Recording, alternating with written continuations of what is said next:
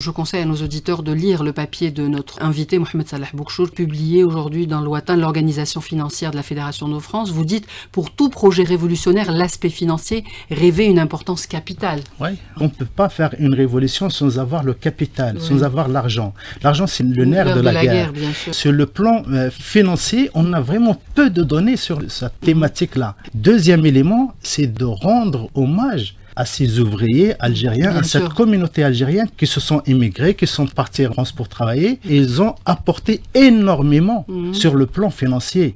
Ils ont mis un barème pour chaque catégorie socio-professionnelle. Par exemple, pour les ouvriers, entre 1000 et 2000 francs de l'époque, ancien franc.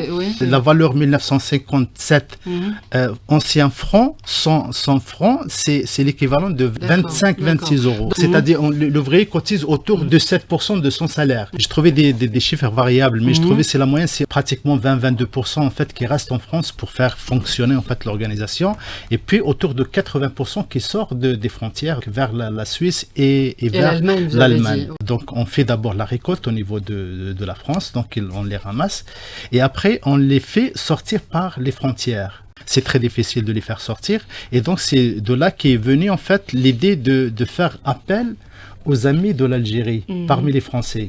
Le génie de la révolution algérienne, c'était pas une guerre de religion ou une guerre de race. C'était une guerre bien clarifiée dans la proclamation du 1er novembre. C'était une guerre contre le système colonial. Il faut quand même rendre hommage à ces gens-là.